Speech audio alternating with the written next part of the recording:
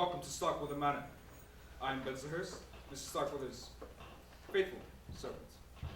Mrs. Starkweather welcomes you and has a few requests while you visit. Most importantly, Mrs. Starkweather loathes technology, so please silence your cellular devices. And also, Mrs. Starkweather values his privacy, so please, no photography or recording. And finally, Mrs. Starkweather is very elderly and needs his rest, and there are many dark corridors to get lost in. So please, mind your children. Enjoy your stay at Starkweather Manor.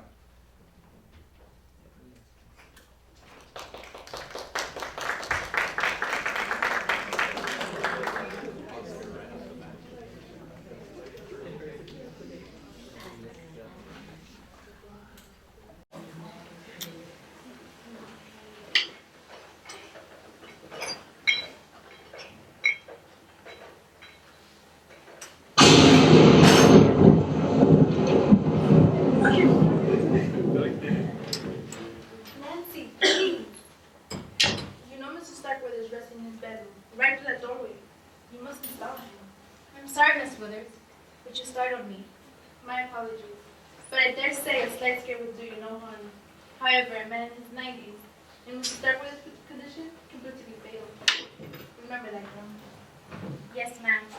I guess this terrible storm has made me a little edgy.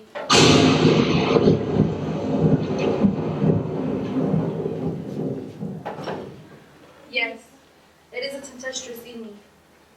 I presume all of our guests haven't shown to the room? Yes. Well, all but Mr. Starkweather's grandson, Mr. Simon III. It's a long drive from his college, and the storm, you know. I hope we can start without him. It's already past Mr. Starkweather's bedtime, and he must have his sleep. I assure you, Miss Withers, the room is spotlessly clean. I certainly hope so. I have served as Mr. Starkweather's housekeeper for many years before you came here, Miss Withers. I do not need you to tell me how to do my job. You've brought the coffee? It's right here on the table, Miss Trent. Then go back to the kitchen and help Minerva with the rest of the refreshments. Yes, ma'am. Mr. Starkweather says that he wishes to have everyone present in the drawing room at 8 o'clock sharp. I'll ask Bensonhurst to fetch the guests from their rooms. Mr. Starkweather will be ready. I'm coming, Mrs. Starkweather!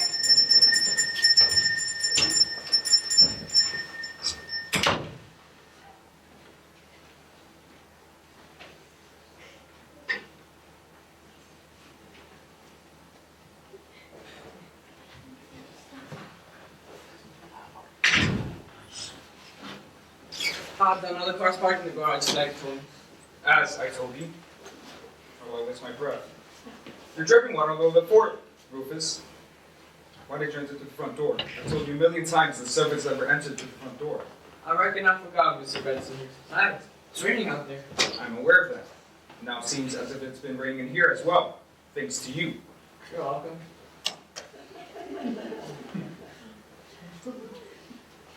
Go back out the way you came from and remove yourself around to the back door. Do you think you can manage that? Well, I don't know, but I guess I'm gonna find out. When the final guest, young Mr. Simon, arrives, I'll summon you so you can park this car for him. Oh, good. While I'm waiting, I'll sit by the stove and see if I could grow gills. Don't be impertinent. How can I be if I don't know what that means? Just do as you're told.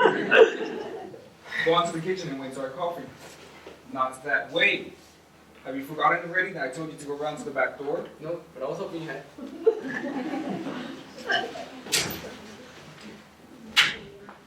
That man is an idiot. Heard that.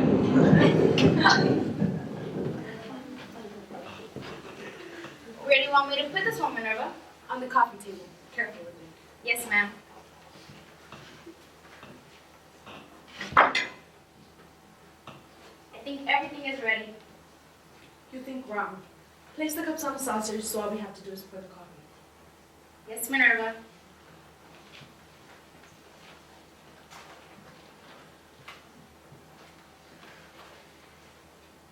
The others are coming down. Ms. Van Zandt informed me that Mrs. Starkweather wishes the staff to be present as well. He wants the servants here? Precisely. Even Rufus. Had I been informed of that fact sooner, I would have ordered him to take a bath. He's been out in the rain, so perhaps it will help. If you ask me, no, it's blood already. Be that as it may, I should summon him and Mrs. Trent.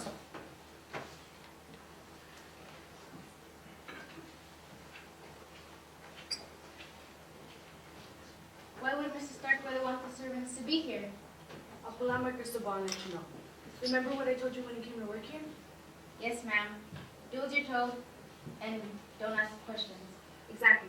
Stick to that. I will, Minerva.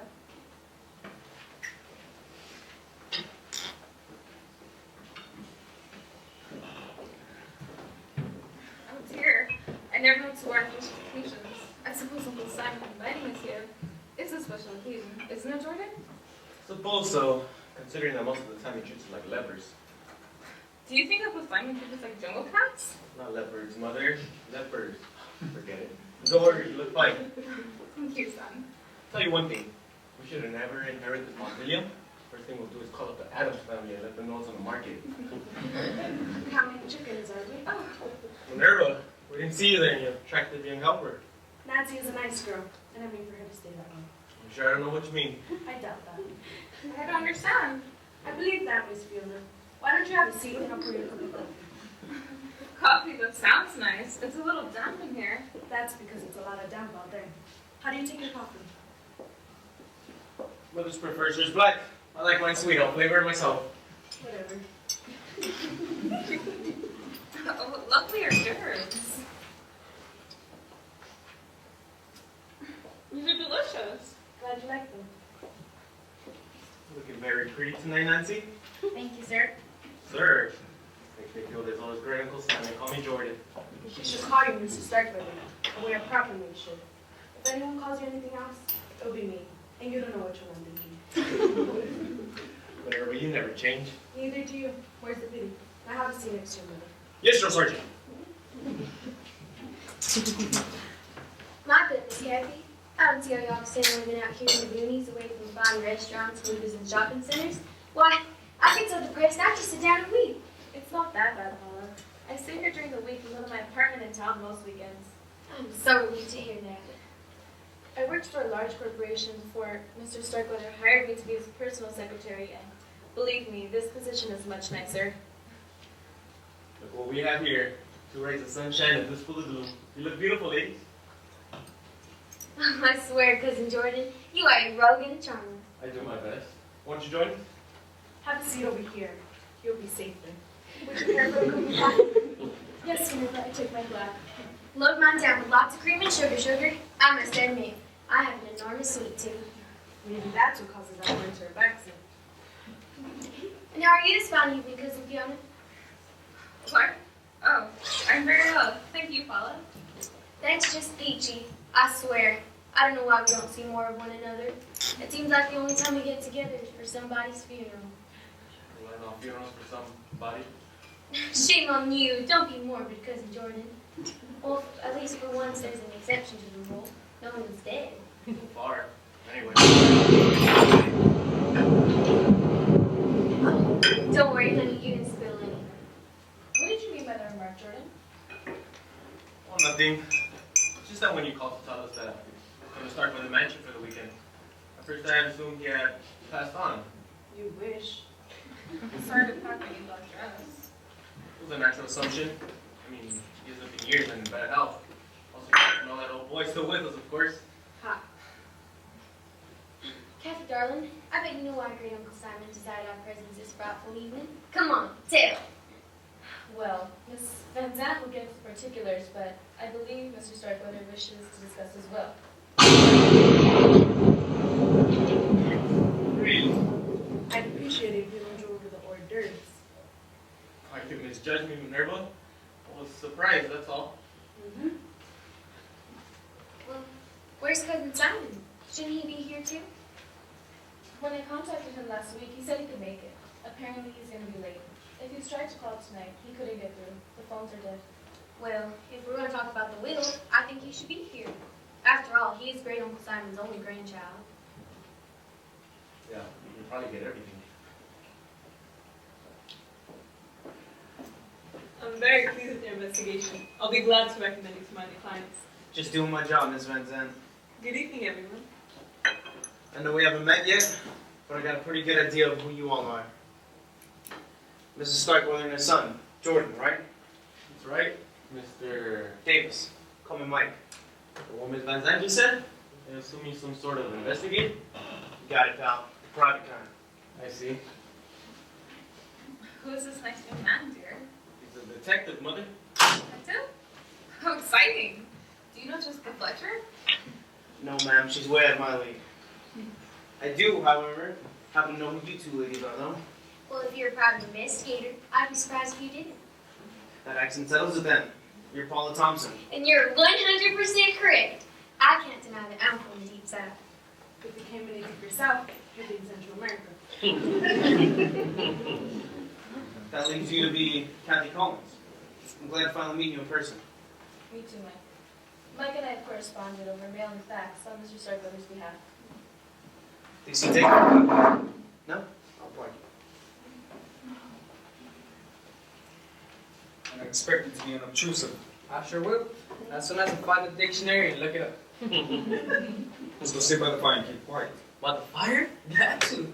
My backside's still kind of soggy. Keep an eye on him. I shall do my best. If all is in readiness, Ms. Van Zandt, I shall inform Mrs. Starkweather. Yes, thank you, Vincent Ross. Miss Van Zandt, I understand Greenham Simon is asked here to talk about the will. That is correct. Frankly, I do not think it was a good idea. Mr. Starkweather's health is precarious at best, and he doesn't need all the excitement. I advised him to communicate with you by mail, but he insisted on summoning you to Starkweather Mansion. I only hope he doesn't make a decision. There's coffee if anybody wants some. I'll take some, Minerva. How do you take it? In a cup. Black, please. Keep still.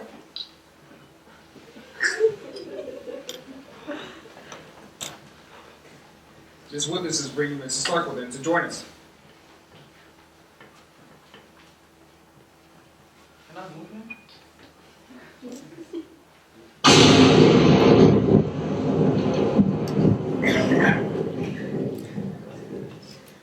Here you are, Mr. Starkweather. Go. Go.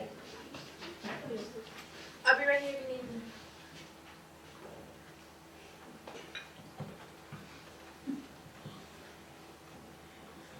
To think I was once surrounded by presidents and kings, and my world have shrunk into this. A handful of relatives and a meager staff of hired help. Simon, where is my grandson? We presume he's on his way, Mr. Starkweather. Can't wait for him. Not enough time anymore. Good evening, Grand Uncle Simon. You're looking well. Are you blind or just a habitual liar? I was only making pleasantries, Uncle. Save your breath. You've always been a smooth talker, Jordan. That doesn't cut any accent to me. Nothing but a greedy opportunist boy. Now, I don't know. One myself at your age. I guess it runs in the family. You have a point. Well, Fiona, you look the same. I do? Why, thank you, Uncle. It wasn't necessarily meant as a compliment. Oh, great Uncle Simon, you are awful. At my age, and with my money, I can afford to say exactly what I think. And I do. And how's my little George Peach? Little old me. Well, I'm just peachy, Uncle. Would you care for some coffee, Mr. Starkweather? Oh, he wasn't having any. The caffeine would keep him awake, and it can affect his blood pressure. Sometimes his medications cause it to run a little high. Apparently I won't be having any, Minerva. You heard my keeper. Yes, sir.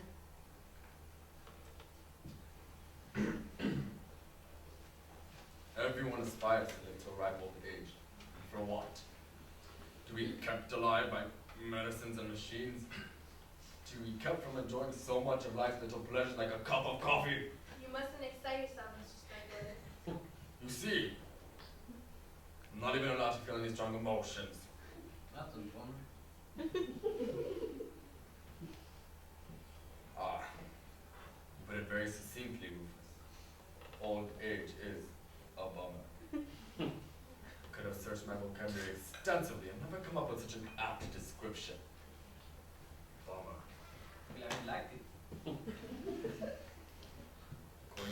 captors, I'll have to remain a prisoner in this weak old body much longer.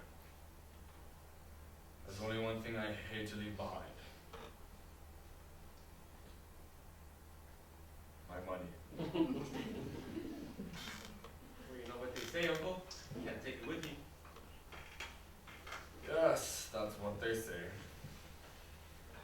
A couple years ago I had Lois here. Job I will. I suppose you'd like to know how I provided for you? My heirs? Well, I for one admit, I'm just a teensy bit curious. A teensy bit, eh?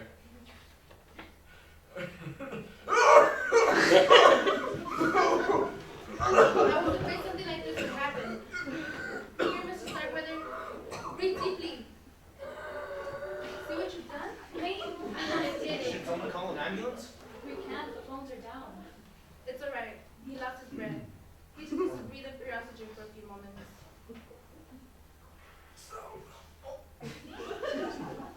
Very well. This is the will Mr. Starkweather was referring to. As you all know, he has been a phenomenally successful businessman for many years. I'll say it's been on the cover of Forbes magazine at least a dozen times. I never read it. He has the distinction of becoming one of the world's first billionaires. 20 years ago, I begged dear Ezra to ask Uncle Sam for his business investments, but he was too proud. Yeah, that and his pride. Lots of pride and very little money. If I may continue, Mr. Starkweather's fortune now lies in the neighborhood of $50 billion.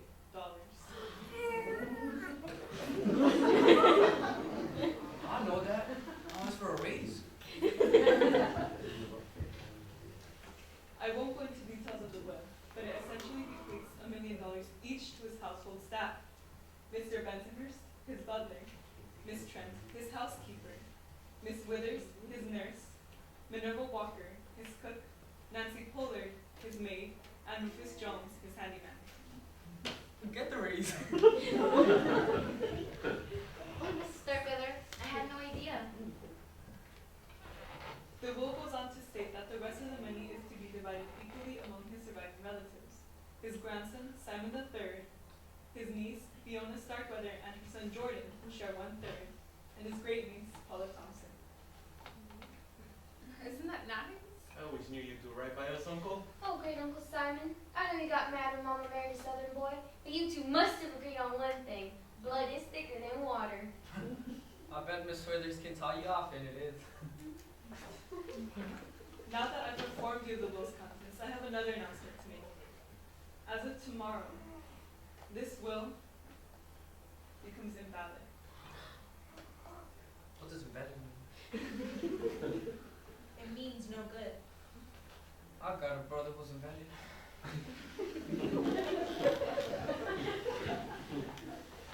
But that means we're not gonna get the money. You fool! And I guess I won't be buying that big screen TV I was thinking after all. Sit. Sit. You too, Lois. Why did you decide to disinherit us, Uncle? Found a better use for my money, that's why. Oh, I didn't cut you out entirely. All of you in the old will receive $50,000 each. 50,000? 50 billion? Lois advised me it would be a good idea to leave you a little something. That way you'd be less likely to contest against my new will. You will. Yes, that's why I had Kathy here stay over at Starkweather Mansion this weekend. To type it up nice and legal for my signatures. Mr. Davis was a disinterested party who witnessed the signing. And Lois will file it at the courthouse come Monday. Mr. Davis said he's a detective. What did you hire him to do?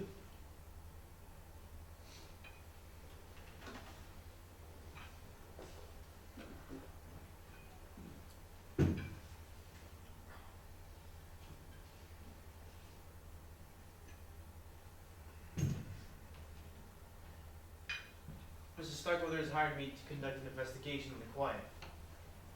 For the past 6 months, I've traveled to a dozen or more foreign countries, checking out some of the world's most brilliant scientists. Some well-known, others who prefer to keep their experiments hush-hush. I finally succeeded in finding one in Belgium. Let's call him Dr. X, who agreed to help Mrs. Starkweather do what he desires, which is clone himself. Insane. I don't understand. Good. I'm glad I'm not the only one. Those blood and skin samples you asked me to prepare, the ones you said were getting examined by specialists? They were sent to specialists with us. Specialists in DNA. I thought you were trying to find a cure. I was. Not a cure for my various ailments, but a cure for dying. And I did find it. Cloning? Precisely. Through modern science and technology, I shall live forever.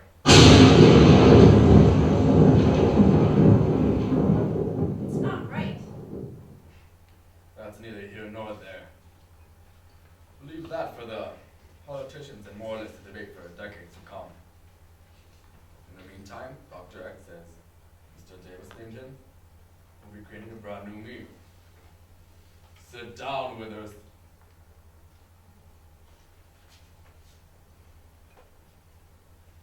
A lot of you seem to be displeased. Not, I suspect, because of the moral question, but because of your change in fortune. Too bad. Cloning is very expensive, especially since the process has requirements but at an absolute secrecy. But I will still have a sizable amount for the new me to inherit. No doubt I will be the first person on Earth to become my own heir.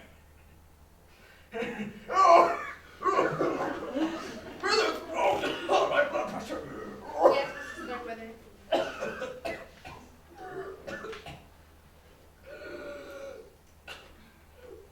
If you'll excuse us, I need to check Mrs. Starkweather's blood pressure. Why don't you take it right here? Mrs. Starkweather's arms are too frail to get a reading from them. This is an outsized cuff meant to go around a patient's thigh. Mrs. Starkweather can stand the pressure from the infrared cuff better there. He's setting up his assignment for one night. I shall put him to bed.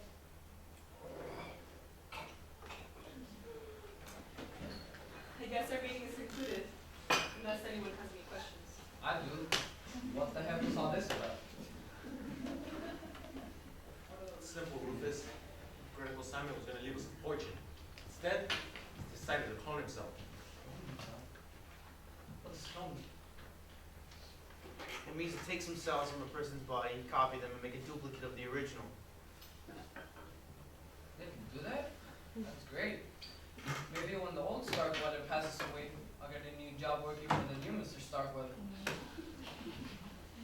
The new Mr. Starkweather will have to be born and grow up. It goes against the laws of nature. How? It has all been arranged. Once Dr. X has created a new life, the cells will be implanted in a host mother, who will then carry the child to term. Host mother? Who? Me. Why not? I'm young and healthy. Besides, I'll make a good mother for those assignments. How could you consider being a part of this travesty? I'll be well compensated. Besides, have you heard anyone to give birth to a baby billionaire? Uncle Simon is giving his money to a baby? In a manner of speaking, yes. Mr. Starkweather's fortune will be placed in a trust fund, which I'll administer. After that, ample funds will be available to provide for Kathy and the baby's care.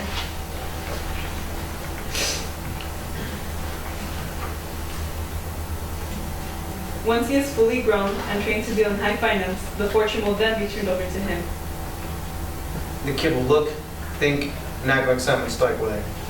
He could conceivably parlay his billions and trillions by the time he's an old man.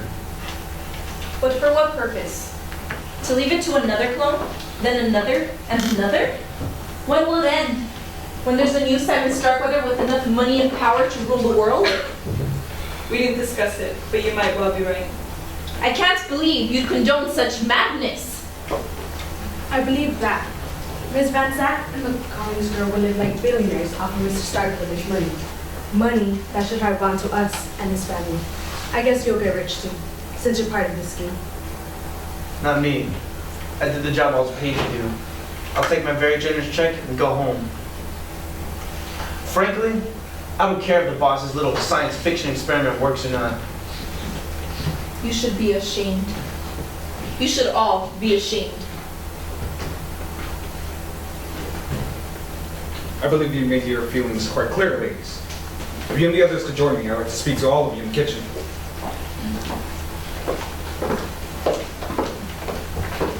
We'll clear after you finish. I trust your ring if you require anything else.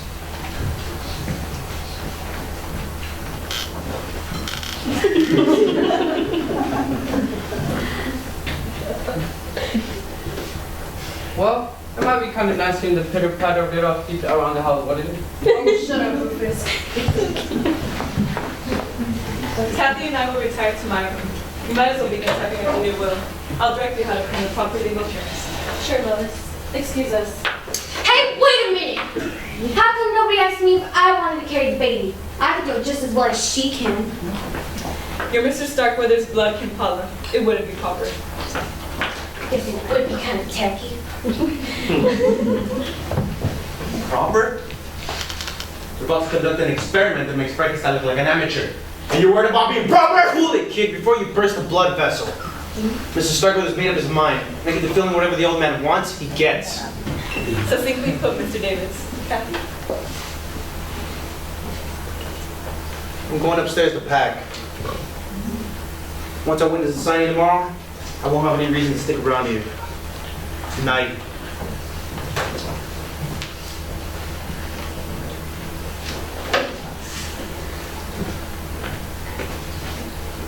We were robbed! We were? Yes, Mother. Great Uncle Simon dangled the fortune in front of our noses. Snatched it away! That was mean. Mean? That man is a monster. Did you see that evil glint in his eye? He enjoyed pulling the rug from right under our feet. Police is in his 50,000. To him, that's no more than tossing a dime to a beggar. And he's just doing it to keep us from breaking his new will. You heard him? Yeah, I wish you were dead. I wish that don't go with that tonight! it would serve him right. If Uncle Simon did die tonight, then we get our money. What are we gonna do? Would anyone care for a game of bridge?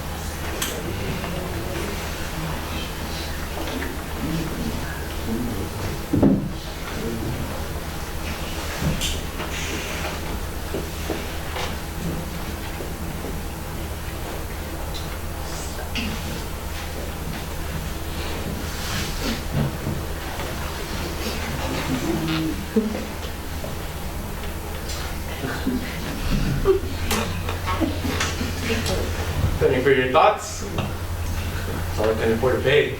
Now. Mrs. Starkweather. It's Jordan, remember? At least whenever that dragon lady isn't around. I thought everybody had gone to bed. I was gonna turn in, but I got an urge for a midnight snack. I'll fix you something. Never mind. What are you doing up? Miss Trent sent me in here to make sure the fire screen was properly closed, so no sparks pop out into the rugs. I'm gonna start with a match to the ground? Wouldn't be such a bad idea. You know, you shouldn't talk like that. Mrs. Starkweather is an invalid. How could he? You read my mind? Jordan! Ah. God should have called me by my first name. You mustn't even suggest such a thing. It's wicked. Why should that surprise you? Everyone knows I'm the black sheep of the family.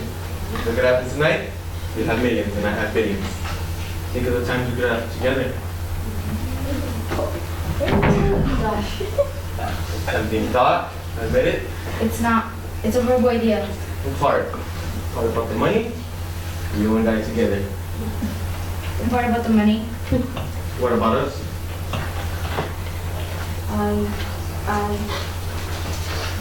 Nancy, I thought you were gonna help me with the dishes. I was just making sure the French doors were locked, Minerva. I see. What are you doing in here? Came down for a midnight snack when I saw Nancy. Stopped for a little chat. That appetite of yours is gonna get you in trouble one of these days. Minerva, what are you doing with that knife? Mincing their meats. At midnight? I can't stand to have anyone see me cry. So I thought I heard someone down here and I came to check. If you're hungry, come with me. I'll fix you something. Sure, Minerva. Anything you say, Minerva. Finish checking and come and give me a hand. Yes, ma'am.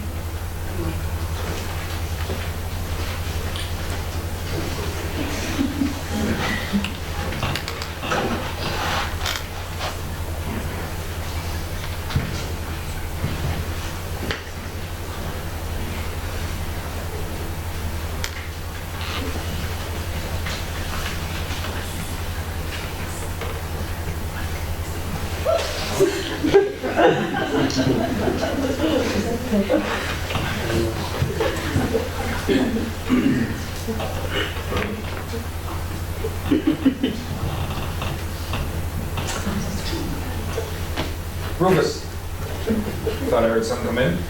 I was just. So I see. Good grief, man. What are you doing with that axe? It's like this.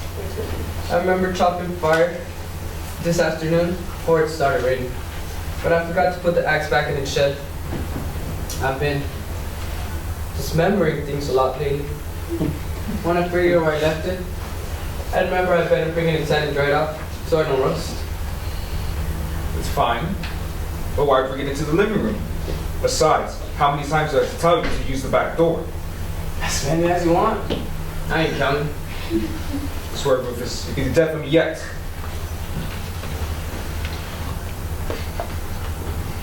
Go on to the kitchen and have Mrs. Trent give you a towel. It ain't wet. I quit raining. I know that. For the axe. Oh. Alright. The back door. If that man had a brain, it'd be dangerous. I heard that.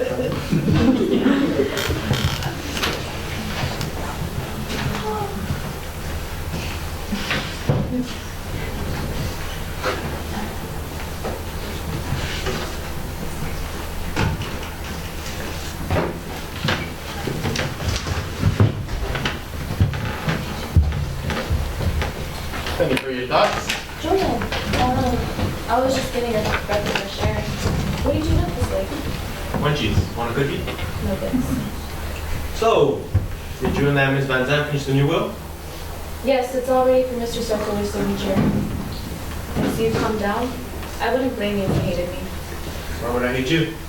I'd make the same deal if I were in your shoes. I'm sure you would, Jordan. Minerva was right. Being the mother of little Simon would be the next best thing to owning the village yourself. But you're forgetting something though? What? Your little type will need that too. Someone who can guide him and mold him to a perfect replica of great little Simon. A heartless, money-making machine. Do you think so? I know so. Who would be a better father figure than I? A very attractive woman, Kathy, who makes business with pleasure. Get your crummy hands off me! What? You're getting cookie crumbs on my blouse. And by the way, forget it. If I decide little Simon needs a father after he's born, I'll pick a suitable husband then. Not some sleazy, money-hungry slimeball like you, Jordan. I could kill you, you witch! I wouldn't try it if I were you. Not with a detective in the house.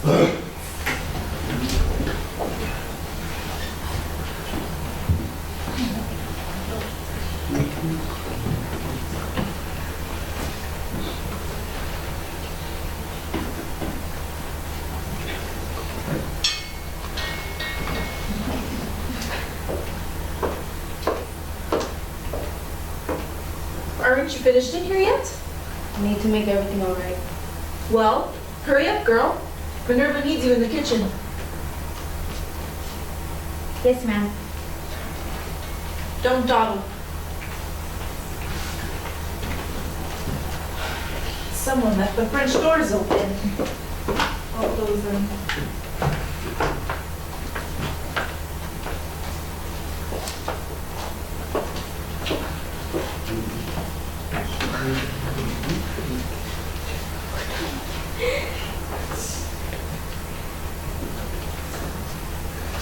Miss Thompson? Miss Trent, you made me a fry. I suppose I should be grateful you didn't shoot me. What on earth are you doing roaming the house in the middle of the night with a gun in your hand? I couldn't sleep, so I thought I'd clean it. I was going to the kitchen to look for some oil. I doubt you'll find what you need in there, unless you want to reveal with Crisco. Do you often carry that thing around with you? Oh, I take it everywhere I go. Daddy taught me how to crack a shot when I was 10. A girl can never be too careful. I don't think you have anything to worry about here at Starkweather Mansion. We're miles away from the nearest town. No one ever comes out this way. You've never had a burglar? Or a prowler? No. Well, it's a wonder someone hasn't tried to steal something. I mean, with Great Uncle Simon's bedroom being on the ground floor, anyone could just break in those French doors and go into his bedroom and do who knows what. Like shoot him. Oh, well, as awful as that thought is, it could happen. I mean, he's so sick and on his condition, how could he defend himself? You could sick Nurse Withers on him, I suppose. That should frighten away any intruders. Oh, you're just awful. But you know what? I wouldn't want to tangle with that woman. Where does she sleep? In the room beyond Mr. Starkweather's, so she can hear him if he rings for her in the night. Let's see. If I remember correctly, this room over here used to be a library, and beyond that was a parlor. Am I right? That's correct. When Mr. Starkweather was too ill to go up and down the stairs, the library was converted into a bedroom for him, and Withers took the parlor. They're the only ones who sleep downstairs. Yes. The servants' quarters are in the attic, under the eaves. We have our own staircase from the kitchen. Why do you ask? Oh, I was just curious. So you're curious about the layout of the house, are you? Yeah, I was just curious. Well, you know what they say. Curiosity kills the cat. Yes, well, if you'll excuse me.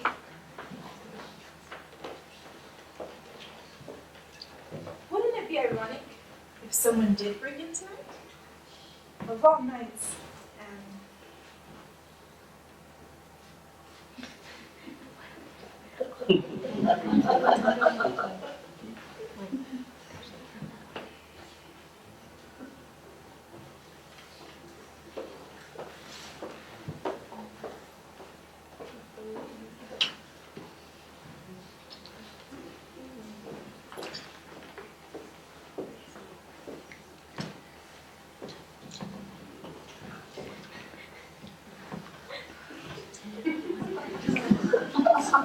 That's hard.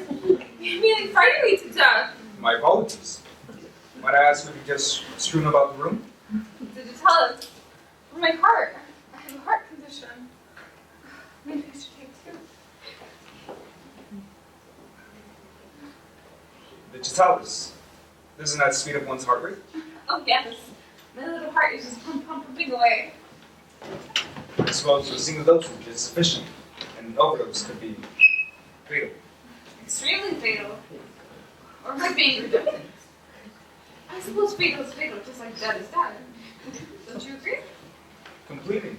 One cannot be deader than someone else. Dead longer, perhaps. But that is only comparison for that word that comes to mind. Might I inquire why you brought the medication into the living room? Why? That's a good question. Why did I bring him down here? Oh, I remember. I was going to show him to Miss Withers to see if she might be able to get me some free samples with her medical connections. You know? But it looks as if your bottle was full already. Yes, it was. But it never hurts to plan ahead. I'd better pick them up. Allow me to assist you. Bensonhurst. May I ask you something? Be my guest. Why are you carrying your branch? The branch. Well, you see, I happen to remember Miss Withers mentioned she thought he involved in the gas heater in Mrs. Starkweather's room. It's loose. I thought I'd give an extra turn or two. How mechanical of you. We wouldn't want any of that gas escaping to this room. Would we? Naturally not. But first, shall we? I feel like a pigeon picking popcorn. Listen here. Where? Inside your left kneecap. Left kneecap. Got it.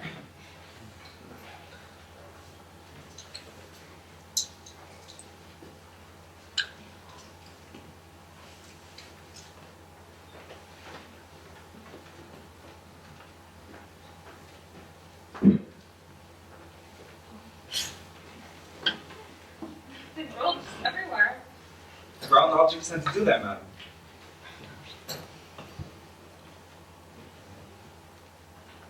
There's Withers. Oh, Mrs. Starkweather. What are you doing in the throw at business? Here's your pillows.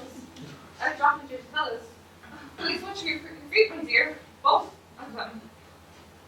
I assume Mrs. Starkweather has required an injection. Is there a problem? Nothing I can handle.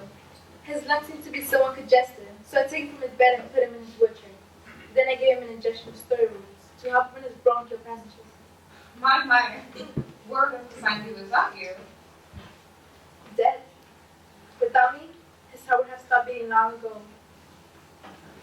Speaking of which, wasn't there something you wanted to ask Ms. Withers, madam? What's that? The digitalis. Oh, yes. There's Withers. I was wondering if you happen to have any manufactured samples of pellets you don't need. I have a heart condition and like to keep a supply handy. I can see why you would. Yours tend to run out, don't they? I'm sorry, Mrs. Starkweather, but I'm fresh on spray drugs. Your uncle requires every pill he's got to keep him going. Why? I gather a ball of mine. Will you hold this, my dear? I suppose.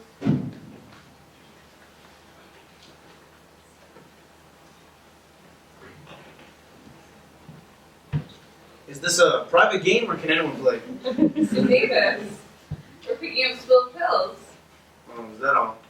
I thought you were hosting a tiny little marble tournament. How fast?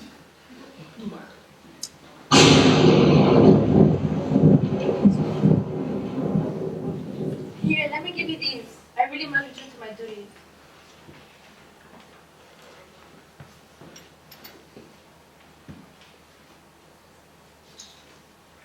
And here are mine. Thank you, thank you. From the bottom of my heart. If you'll excuse me. Miss Withers, how was the boss? Bossy. He sent me for a pitcher of water, and if I'm not back in a minute, he'll start ringing his bell. See what I mean? I'll be right there, Mr. Starkweather.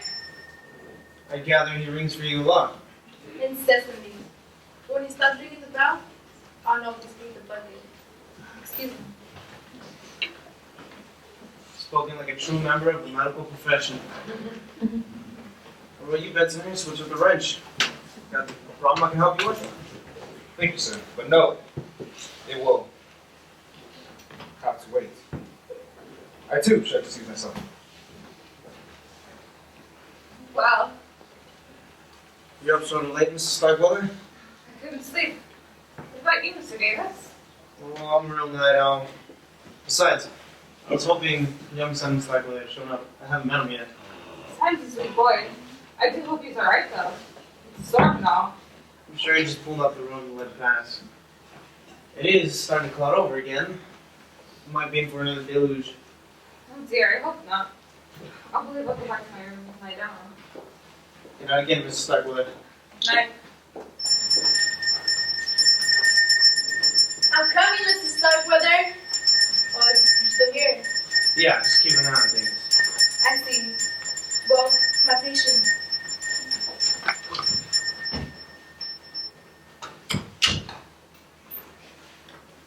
You're up to, Mr. Davis? Yeah, and I'm not the only one. There's more traffic going through Starkweather Mansion at midnight than there is going down the interstate during rush hour. I know what you mean. I've been here for the past my bedroom door all evening. I'm not surprised though. With Mr. Starkweather's announcement, we could have guessed it would be his heirs to sleep this night. Miss Van Zandt, between us, this whole cloning business, How do you feel about it? I'm a lawyer, Mr. Davis. I'm paid to think, not feel. Can Mr. Starkweather be cloned? Definitely. There's no question the technology exists. Should he be cloned? Let's just say I wouldn't want to be the first to challenge nature by creating another Louis Van Zandt. Yeah, me too. I'm a simple guy. I have enough to deal with in one lifetime. The sooner I can witness the sighting, get back to the real world, the better. The will is finished. Mr. Starkweather can sign it first thing in the morning. The old boy's still up. The nurse was in here a minute ago. I heard him ring for it. In that case, there's no reason he can't sign it now. That's what I'm thinking. People in this house are as tense as a bunch of long-tailed cats in a room full of rocking chairs. I know I'll feel better knowing that the boss's plan is a done deal. I'll go up to my room and get the will. Why don't you let Mr. Starkweather know? What in the world? Maybe someone did the circuit breaker. But the store passed hours ago. I know. I don't like this. I'm gonna find bets in here so I'm showing you the main circuit breaker. Good. I'll let Mr. Starkweather know we can take care of it. Two for the trade. I'm coming, Mr. Starkweather! Mr. Starkweather? Somebody out here? Mrs. Trent? Bensonhurst? Anybody? Kathy, I think there's something wrong with Mr. Starkweather. Oh no. He hasn't signed a will yet, has he? No. Perhaps he just fainted. We need light. Mr. Davis is trying to... Mr. Starkweather!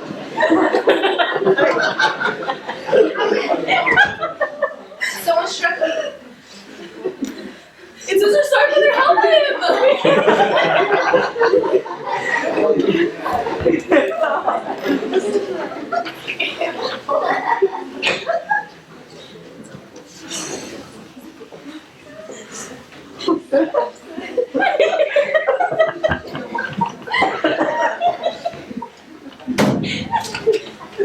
I heard a scream. He's dead. Someone put the blood pressure cuff around his neck and felt the pressure to the maximum. 300 millimeters of mercury. Mr. Starkweather has been strangled to death. Poor Mr. Starkweather. Who would have done such a thing? You kidding me? I'd say you and everyone in this room is up there on the top 10 list. Me? Hold it down. Let me see the body. What can you tell us, Ms. Withers? When I brought in the pitcher of water and made sure he was breathing all right, I went into my room and laid across my bed.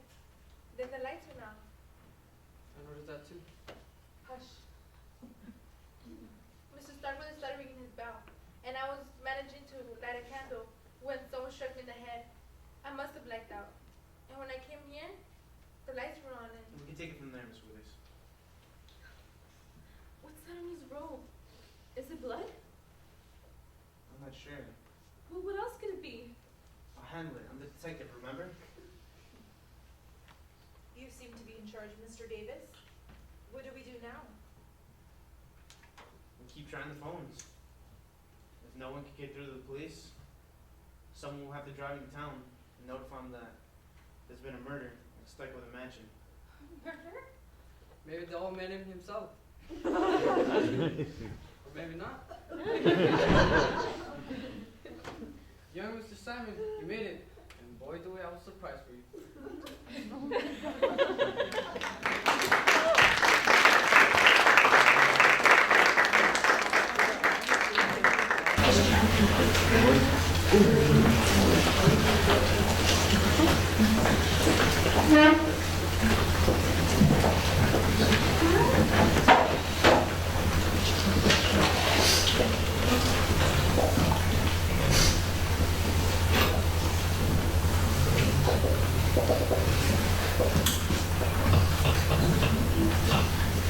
Dead.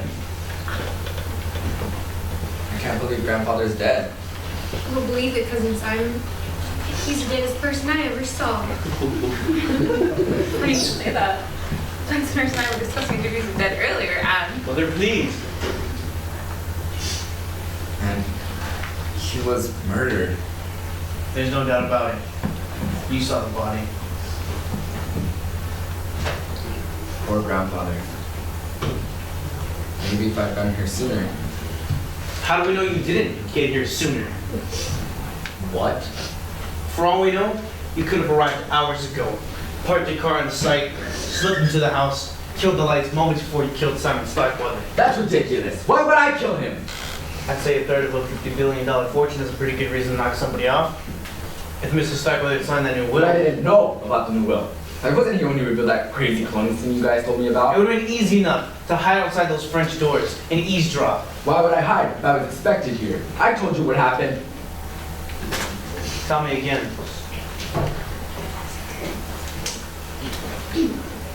All right.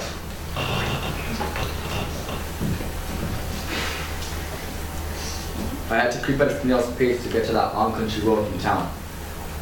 Rain was lashing my windshield so hard I could barely see. The wind was snapping branches off the trees and flinging them against cars. It's like driving through a hurricane.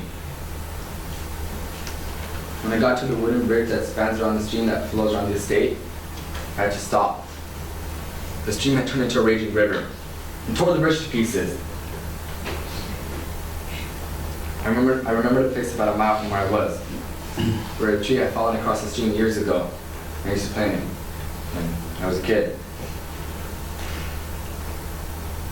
I managed to find the tree and walk across it, even though the water nearly covered the trunk. Apparently I got here just after Grandfather was murdered. It's a good story, but it sounds rehearsed. It's the truth, I swear it! Maybe, but I'm still not crossing you off the suspect list. And just who else do you have on that list, Mr. Davis? Everyone in this house, except Miss Van Zant and Miss Collins.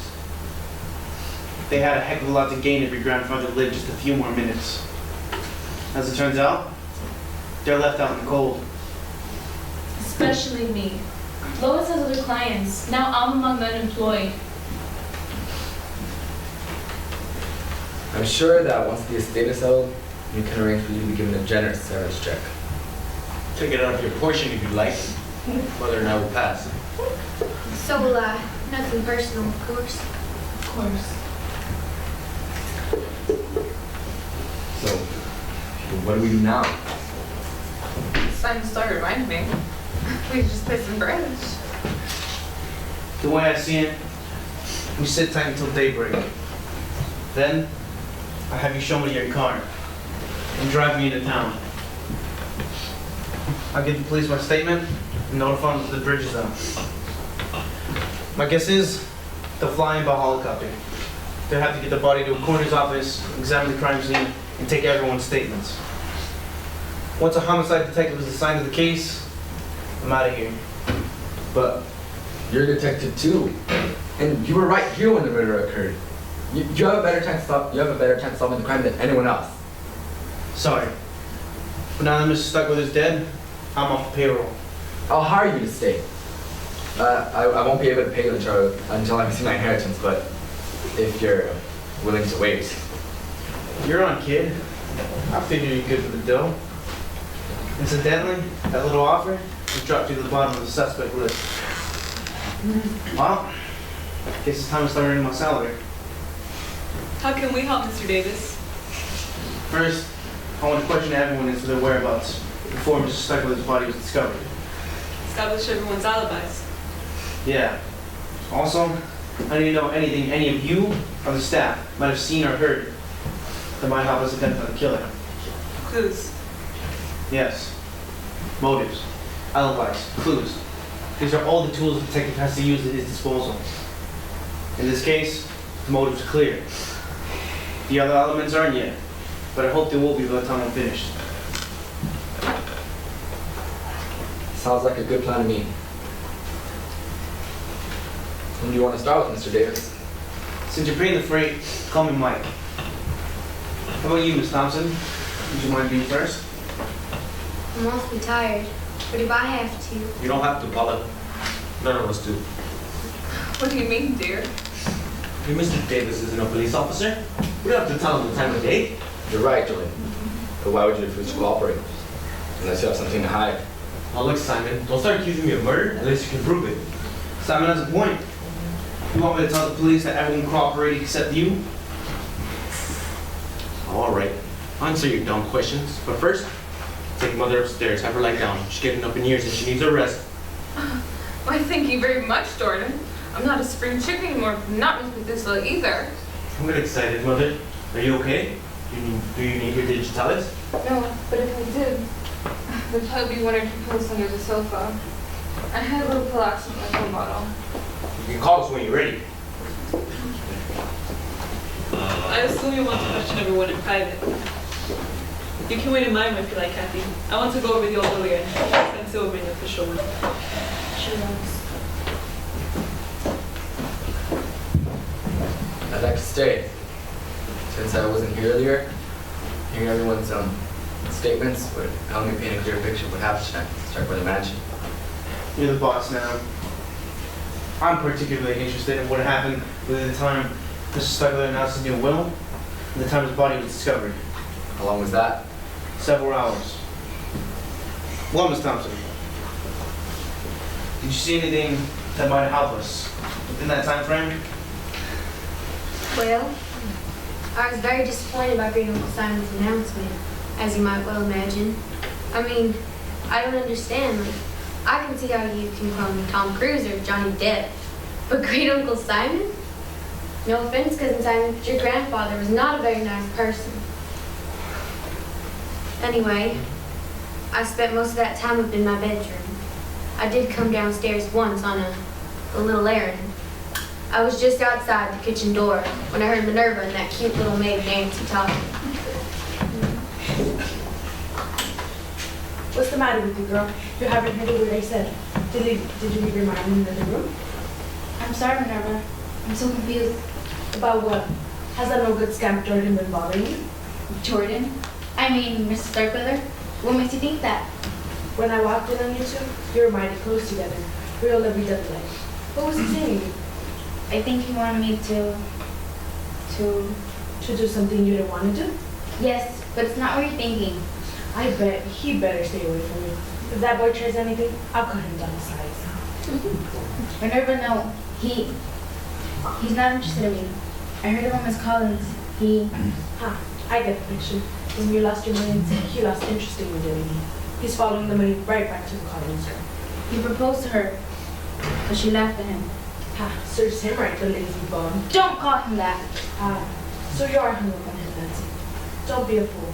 Jordan would just use you and toss you aside, like he's done to a dozen girls I know. Maybe he's ready to settle down now. If Mr. Starkweather hadn't changed his will, Jordan will be free to... Free to do what? Nothing. If we're finished, I'd like to go to my room now. Go on. Nancy? Yes, ma'am? Lock your door.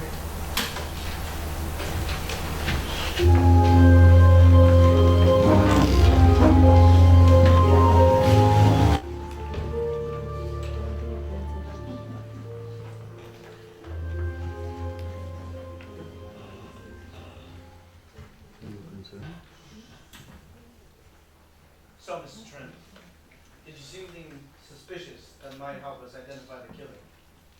Suspicious?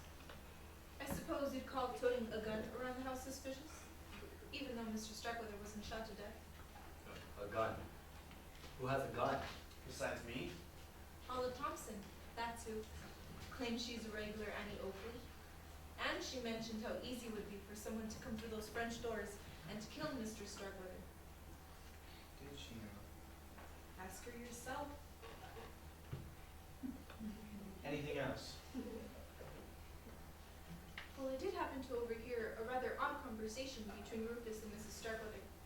I had gone upstairs to distribute candles in case of a power outage, which turned out to be quite useful, as you know.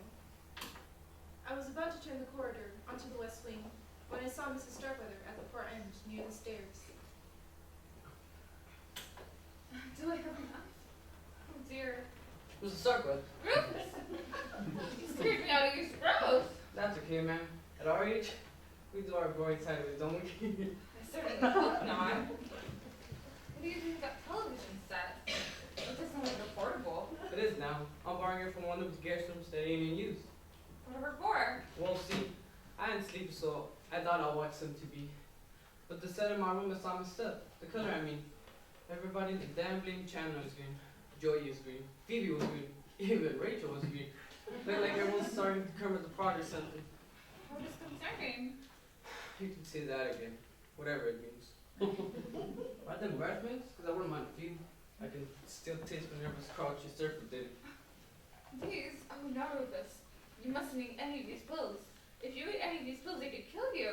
In that case, I'll pass. Just make sure not to leave him around and someone killed a bunch by mistake. You kill over dead. It's entirely possible. What would you put on the death certificate? Cause of dead bad breath? It isn't a laughing matter. I need these pills, you see. I need every one of them.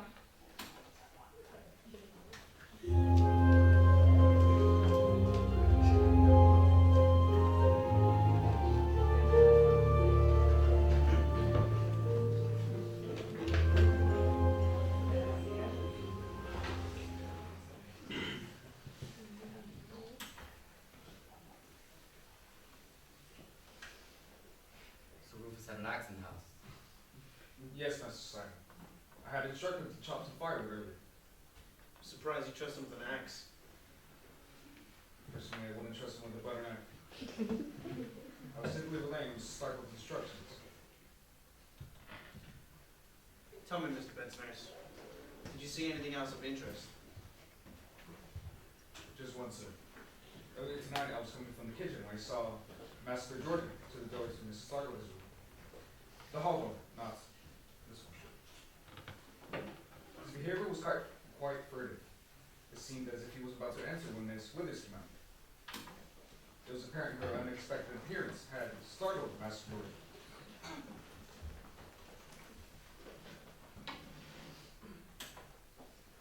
Well, what do you want? I was gonna check on Great Uncle Simon. No need. That's what I'm paid to do. How is he? Still breathing. Is that what you're wondering about? How much time do you think he has left, Miss Withers? Let's just say he needed to start reading any long novels. Or even short stories. Do you think he'll make it through the night? I think Mr. Starkweather will keep his heart beating through sheer determination. Long enough to send any will. That is what you want to know, isn't it? Will you misjudge me, Miss Withers? Give it a rest, Jordan. You'd love to see him drop dead before daybreak, just like everyone else in the South. Including you? $1 million is a fortune. Anybody would kill for that kind of money. If that's a hint, forget it. As Mr. Starkweather's nurse, I'd be the prime suspect if his death appeared anything but by natural causes. Suspecting and proving are two different things. I'm gonna forget you said that. Good night, Jordan.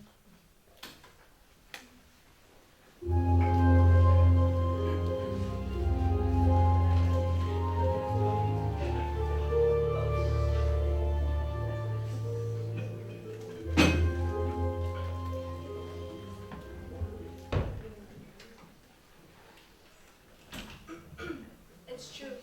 Jordan Starkweather did hint that I was in position to end his great uncle's life. But I assume Benson has told you that I refused. He did? But you could have changed your mind. And then kill him with the blood pressure cuff? That would have been foolish. Hardly what you say, natural causes. I agree. The man by which he was murdered makes no sense at all. For whoever did it. It's as if the killer was flaunting the deed in our faces. Why would they do that? It's a good question. Tell me, Miss Withers. If you had to pick a likely suspect to be our murderer, who would it be? Off the record? That Thompson girl, his great niece.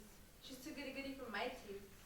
All those Southern girls can put on the charm when they want to. But Scarlett O'Hara was pretty ruthless when you get down to it. We've been told Cousin Paula has a gun. See what I mean? I do say she and Jordan are both desperate to get their hands on Mr. Starkweather's billions. I overheard them talking earlier this evening. It was shortly after Ms. Van Zandt's announcement about the new will. They didn't notice me before.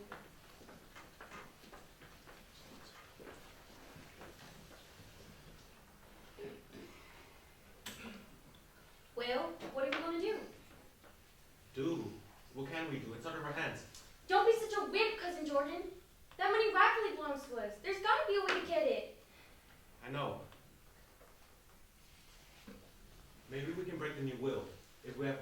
Simon declared insane. I've thought of that, but it won't work. If cloning himself really was just a wild theory, maybe we could, but it isn't. It's been done before. His plan to be the first person to clone himself might be bizarre, but it isn't insane. We lose the case! Yeah, he probably spent the pittance for an inherit of the lawyers. Yeah, like that Miss Van Zandt. She... What? What is it? I think I just thought of a way to get me on her team. What is it? If you can't beat him, join him. Huh? Fend for yourself, Jordan. I've got to talk to that lawyer, if you'll excuse me.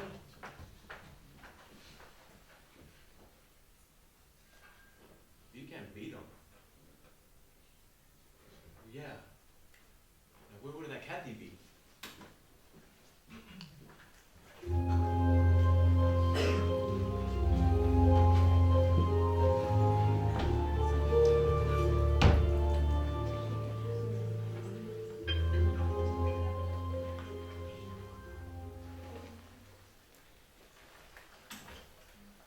It's true. Jordan did suggest we get married, but it wasn't what you call a romantic proposal. It was more like a business proposition. You were going to have access to billions. What did Jordan have to offer you? Himself, I guess. In my opinion, that fortune hunter wouldn't be worth 2 cents. So you did turn him down then? Jordan is attractive in a smarmy sort of way, but any woman who would marry him would be a fool. Believe me, Mike, I'm no fool. I knew that from the moment we started working together. Just comments. He was smart enough to volunteer to carry grandmother's clone. Look, Simon, once Mr. Starkweather made up his mind to clone himself, nothing was going to change it. He would have found a surrogate mother somewhere. It might as well have been me. I understand. I just think the whole idea was creepy. A lot nicer about it than the other heirs were. For example? Paula, for one. She hadn't given up hope of getting her hands on Mr. Starkweather's money. How do you know? I was in Lois's room with her when Paula knocked on her door. She asked her if she could speak to her in private in the corridor. Lois went out with her. She didn't close the door completely, so I couldn't help but overhear the conversation.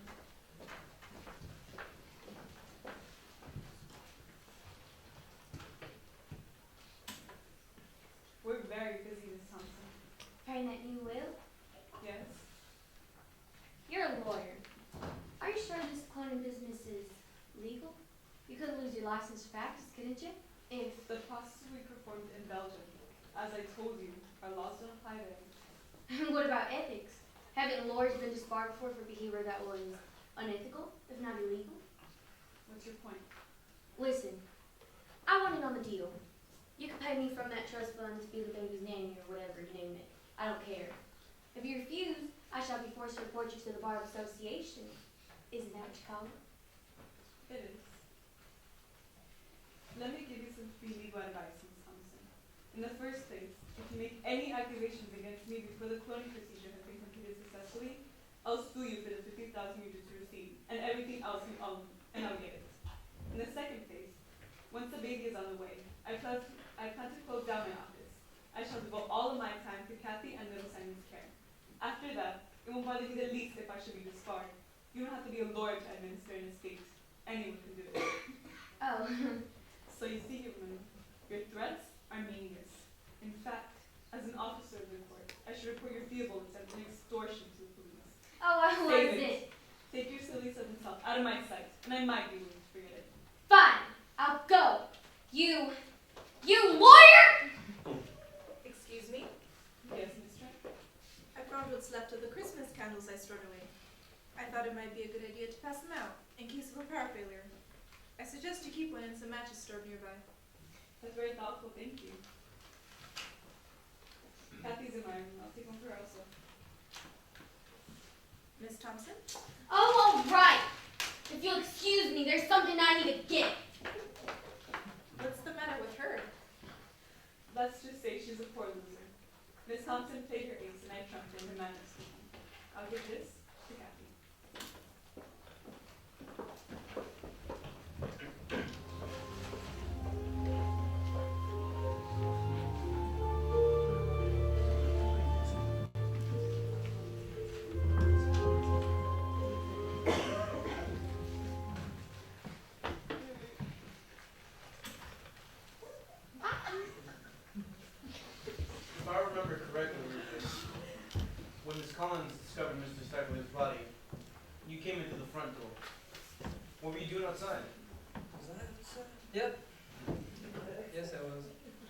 remember I borrowed TV from the guest room because... I heard why with this.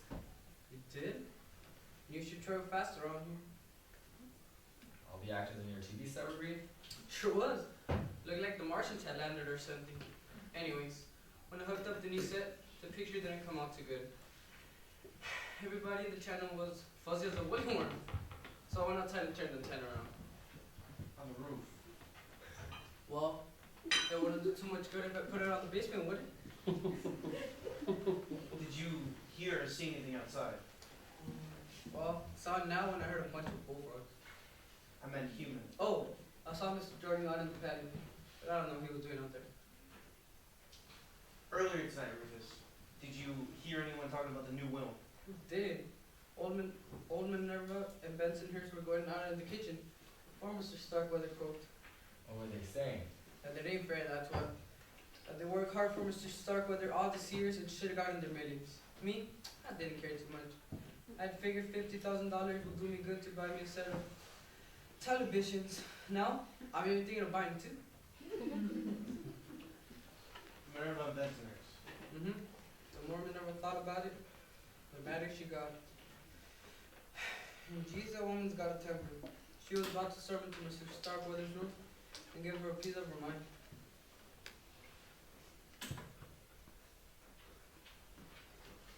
You mustn't go in there, Minerva. Who's gonna stop me? I shall, if necessary. You and whose army? I totally agree with you that we were wrong. That a confrontation is not the answer. Oh yeah? Then what is? Have patience. Mr. Starkweather hasn't signed the will yet. Perhaps he'll change his mind by morning. We should live so long. No, Minerva. He should live so long.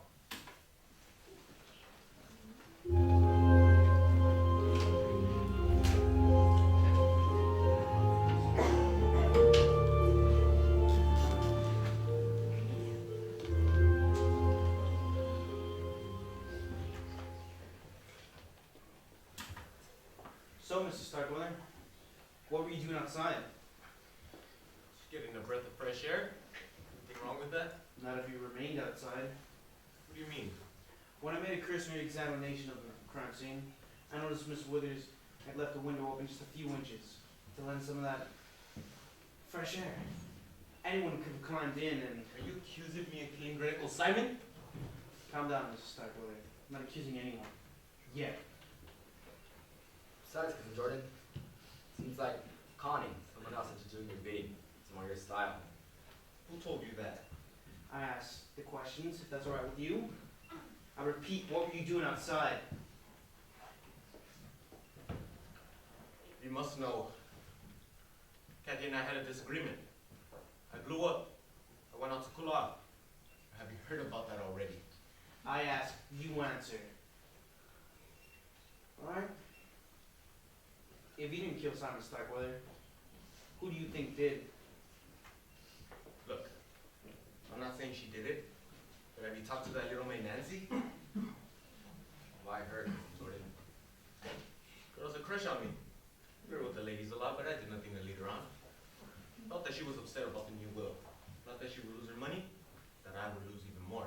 I was strolling around the house earlier when I saw Nancy talking to Miss Withers.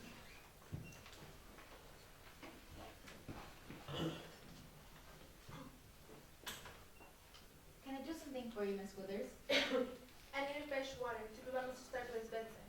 I got it. That poor man, when he had the attack and lost his breath in the room, I realized what you said before, the slightest shock proved to be fatal. Exactly. The slightest shock. Mr. Starkweather. I must go. Yes. We wouldn't want anything to happen to him, would we?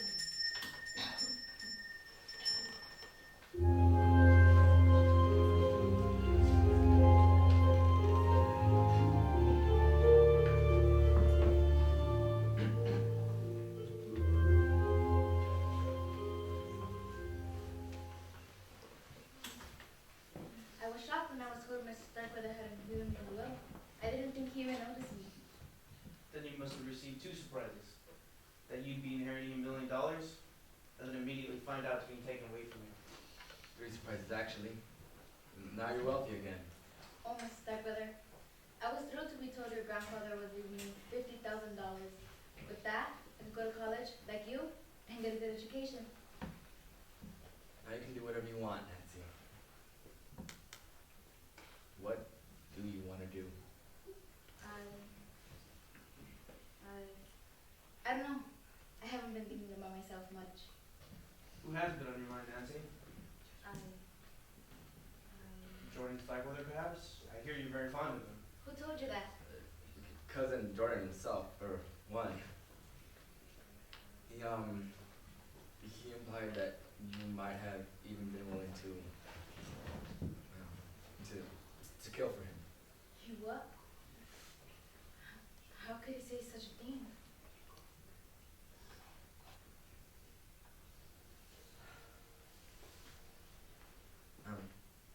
I'm sorry to hurt you like this, Nancy, but now you see how Jordan's really like.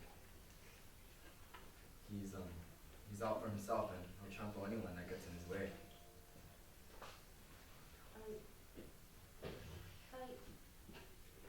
I guess I knew that. But never tried to warn me. I even heard him propose to Miss Collins. She turned him down. Then later laughed about it when she told her friend Miss Van Zandt. I was taking fresh towels to the guest room when I heard them talking. You think Jordan is cold-hearted? And Miss Collins is just as bad as he is.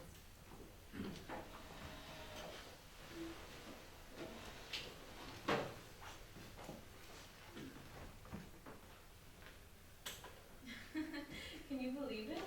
Those soulful gazes might work on some innocent young thing like that made Nancy, but he learned quick enough that I'm no pushover. I wish I'd been there to see it. Sam Jordan is a match. I tell Nancy about all the other bees who worked here before her. His Playboy days will be over soon enough. What do you mean? Up until now, Mr. Starkweather has given Jordan, as well as Fiona, Paula, and young Simon a generous allowance.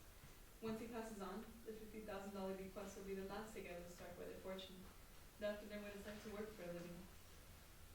Simon's almost out of school, he'll do fine. But the others?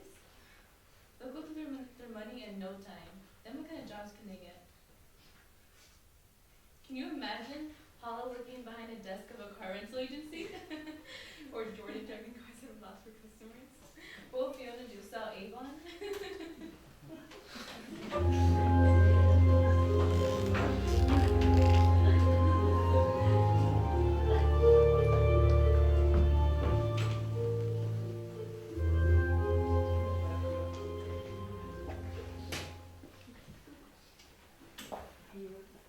Can I get you anything, Cousin Fiona? A glass of water? No, dear, I'm fine. Mr. Davis, I want you to know that my Jordan couldn't have done. Oh, dear. What was done to Uncle Simon? He was losing my room all evening. Mrs. Starkweather, you know that's not true. Jordan told us himself. He was outside. And I saw you in here earlier with Bensonhurst and Withers. That's right. Maybe that was last night. At least that was me. Maybe it was. Now I know. I just like a Fletcher and I believe the suspects in murder she wrote. It's so easy to get confused. Concentrate on tonight, Mrs. Starkweather. Did you see anything suspicious? Suspicious? I saw that horrible thing around Uncle Simon's neck. I call that suspicious. I can before that, Cousin Fiona. Before? Let me think. I don't know some sort of thing you mean, but Yes. it was right after we were told about the new will, and all had gone upstairs. I was going to pass the secretary, sir, and I heard that housekeeper Mary said, they were speaking quite loudly, so I couldn't help but overhear.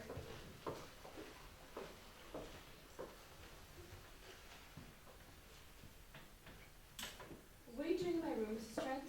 I was checking all the guest rooms to make sure there were extra blankets in each. I suppose you're very pleased with yourself, Miss Collins? Why do you say that? It all worked out just as you planned. I don't know what you mean. I think you do. I understand now why you brought all those magazines from town and left them lying around where Mr. Starkweather would see them. You've done it for months. What magazines? Don't play dumb, Miss Collins. Those news magazines and scientific journals, I've seen them. They all had one thing in common: articles about clones. I I didn't realize until tonight, but now it's obvious what you were doing. You planted the idea inside Mr. Starkweather's head to clone himself. So what if I did? There are no laws against sharing ideas, are there? I'm sure your lawyer friend would say no, since you're in this together. That doesn't mean it's right. I think what you're planning to do is heinous. To be perfectly frank, Mrs. Trent, I don't care what you think. Get out. Starting to give orders already, are you? I'll leave. But remember one thing, young woman. You're not the queen bee yet. And you won't be until Mr. Starkweather's name is on the dotted line. Assuming that ever happens.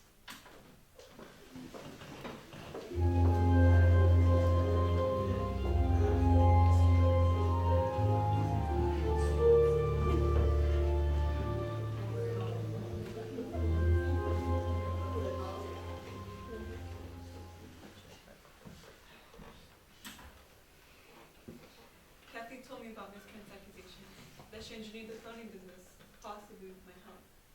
It was apparent that Mrs. Starkweather reported that conversation quite accurately, which is somewhat of a surprise. Is it true? Did you and Kathy give grandfather the idea to clone himself? I don't think that's relevant since he said hand Simon. Besides, even if we did, we weren't breaking any laws. Am I right, Mr. Davis? No laws I can think of. Then shouldn't we focus on the law that was broken? I'm referring to murder, of course. Right as usual, Miss Van Zandt. Can you volunteer any information that might help us identify the killer? I will tell you this. Earlier this evening, I was going into the kitchen to ask Minerva for a pot of coffee. It was apparent that Kathy and I were going to stay up late, and I thought the caffeine might help. Minerva wasn't there, but Rufus was. He was talking to Fiona Starkweather, and their conversation was very peculiar.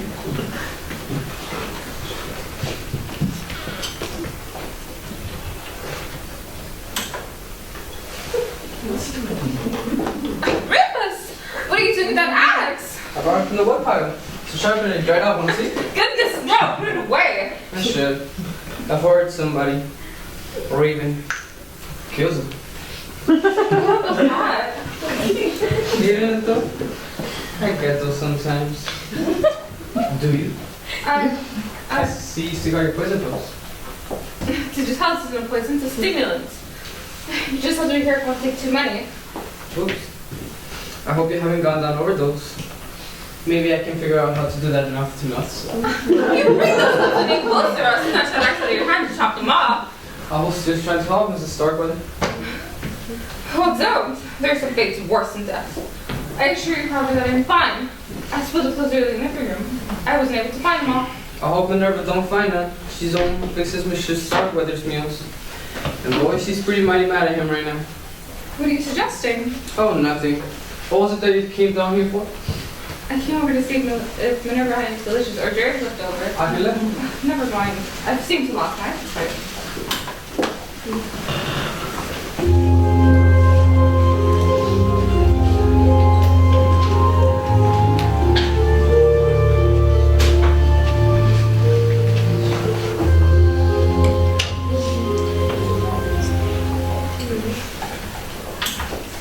Mr. Starkweather's meals.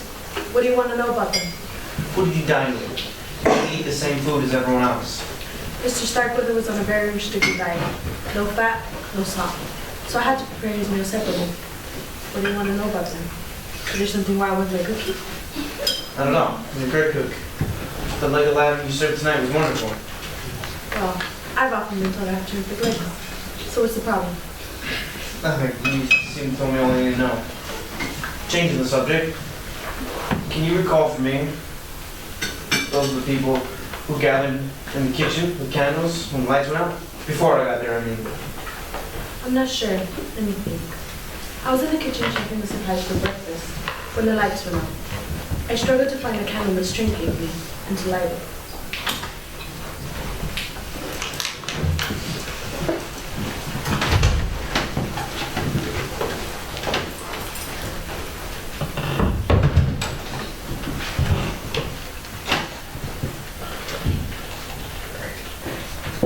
Minerva, Nancy, is everyone all right?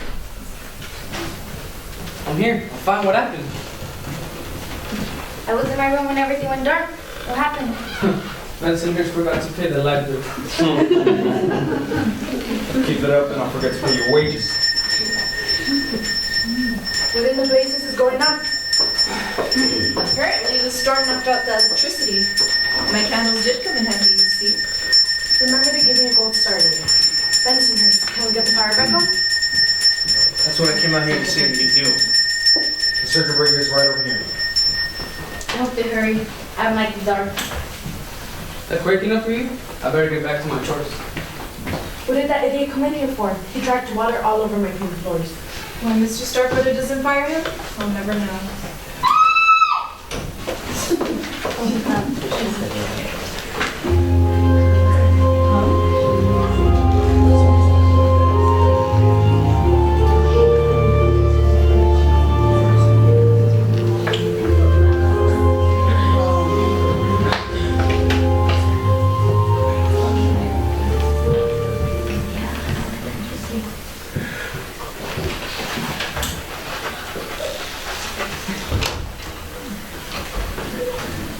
Any luck? Yeah, I was there, alright. But I wish I had more. It could take weeks to get the results. If the will is probated and the killer gets his or her inheritance before then, they can disappear for good.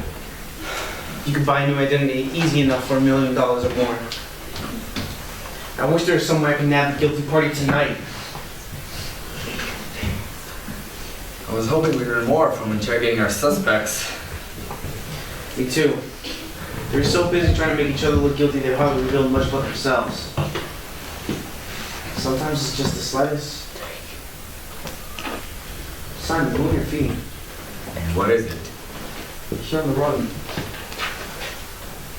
think it's...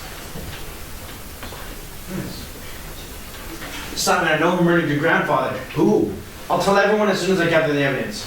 Go find Bensonhurst and have him find the others and tell them I need to meet him in here immediately. Yes, sir.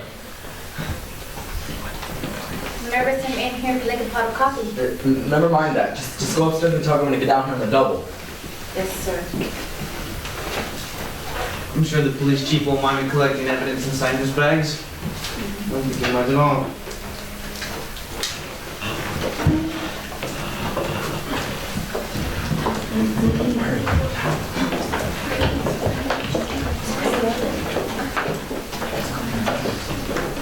Everyone settle down.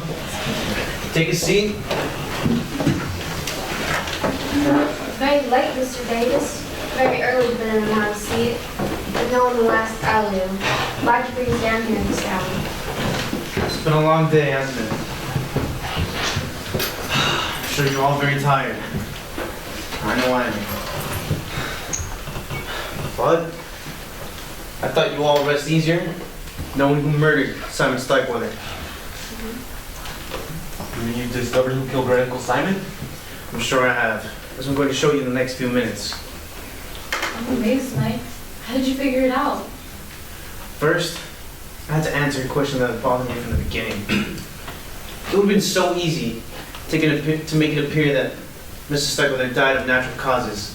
A suggestion Jordan Starkweather made to Miss Withers. For example, Mrs. Starkweather, or her son, could have given him some of her digitalis to trigger a heart attack. Miss Withers could have achieved the same result by injecting the air bubble into his bloodstream. Again, any of you could have stuck into a room and stolen a needle and done the same thing. Also, it's highly probable that many of you even considered scaring the old man to death. Minerva with a knife, Miss Thompson with a gun, Rufus with his axe, Bensonhurst with his wrench. The possibilities are endless. Why then did the murderer put a blood pressure cuff around Mr. Starkweather's neck and inflate it until he strangled to death? Might want to ask what that is. It's obvious. When the cuff was put around Mr. Starkweather's neck, he was already dead. Isn't that right, Miss Van Zandt? You really are very clever, Mr. Davis. It had to have been you. We were in here when the lights went off. Mr. Starkweather rang his bell. I went to go find Bensonhurst. You went to go check on Mrs. Starkweather. The murderer must have killed Mrs. Starkweather, slipped into Miss Wither's room, seconds before you discovered the body. That's what I figured too. But why would you put the cover on his neck? As our able detective here surmised, the murder made it appear that Mr. Starkweather had had a heart attack. Death seemed to have indeed been due to natural causes. There was no doubt in my mind, however, that someone in this house killed him. I knew that under the circumstances, the coroner would have no reason to do an autopsy on the body, nor would the police conduct an investigation. I wasn't about to let my employer's murder get away scot-free. I noticed a blood pressure cuff on his bed, so I put it around his neck and inflated it before wheeling him into the room. And your plan worked? No one would question the fact that he had been murdered. So you understand you hired Mrs. Davis to find the killer? Which I have. That was very naughty of you, Miss Van Zandt. For a while, your little ploy distracted me from the main question. Instead of asking who did it, I kept asking why do it that way. Once I solved that little piece of the puzzle, the rest came easier. I'm sorry, Mr. Davis, but if you've identified the murderer's identity, then the ends must have justified the means. I'm sure the police might even agree with you, and might even forgive you for being guilty of tampering with the evidence at the crime scene. If not, I'm on very good terms with local judges. Wait a minute. I didn't know Miss Van Zandt didn't kill her Uncle Simon herself. No motive. Oh, yeah. Who killed Mr. Starkweather? I'll show you. Bear with me. What? Stay seated.